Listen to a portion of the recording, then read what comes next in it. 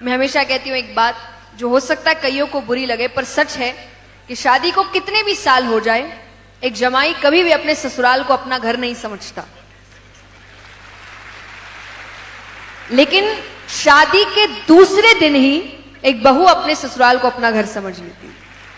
वाह क्या बात है कि शादी को मानो 2 ही दिन हुए हैं और वो अपने मायके आई है और वो अपना समय बिताती है और जाते वक्त उसके शब्द होते हैं अच्छा घर जाती है, कि 2 दिन में उसको भी नहीं पता चला और उसका घर का मतलब बदल गया। तो देखिए रिश्ते ऐसे तो हर रिश्ते के लिए कहा गया है कि आपको एक दूसरे को समझना पड़ेगा। ताली दोनों हाथों से बजती है, कोई भी रिश्ता हो, अगर दोनों नहीं साथ में चल रहे हैं तो रिश्ता सुधर नहीं सकता। एक ही अगर मेहनत करता रहेगा तो वो हो सकता है 1 साल चला, 2 साल चला, तीसरे साल टूट जाएगा। ये कोई भी रिश्ता हो सकता है।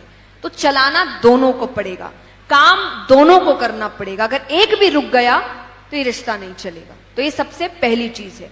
दूसरा जो हमने अभी बात की थी, कॉम्प्रोमाइज, एडजस्टमेंट्स, आपको ये समझना पड़ेगा कि आपका पार्टनर या आपके जिनके साथ भी रिश्ते हैं वो एडजस्टमेंट करे, कॉम्प्रोमाइज ना करे। ये जिम्मेदारी सामने वाले की।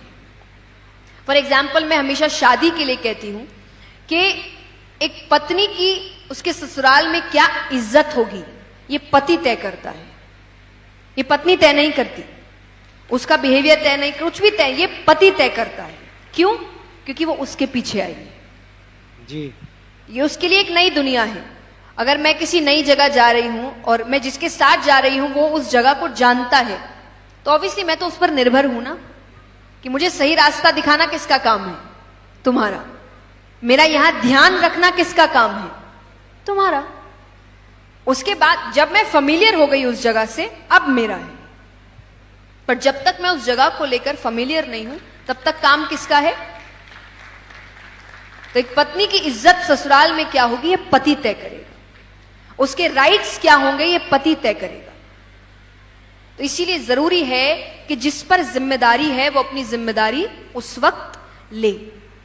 आपको अपने रोल्स चेंज करने पड़ते हैं।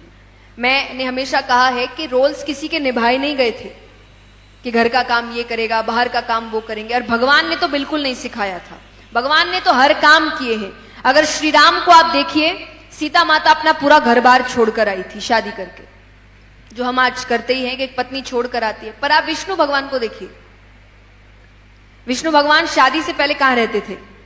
बैकुंठ, बैकुंठ धाम। शादी से पहले कहां रहते थे? बैकुंठ। शादी के बाद कहां रहे? क्षीर सागर। लक्ष्मी माता कहां से आई थी? समुद्र मंथन में से, क्षीर सागर में से आई थी। तो असल में विष्णु भगवान कहां रहते हैं? घर जमाई है वो। दोनों काम हुए ना। यहां पर सीता माता आई तो वहां पर वो भी घर जमाई है।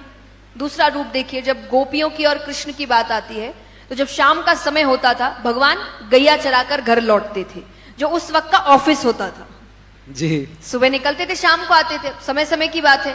भगवान आते थे, वहां जो गोपियां हैं वो भी दूध दही माखन बेचने जो जाती थी वो लौट कर घर आती थी। यानी काम करने दोनों गए। घर की जिम्मेदारी दोनों के कंधे पर है।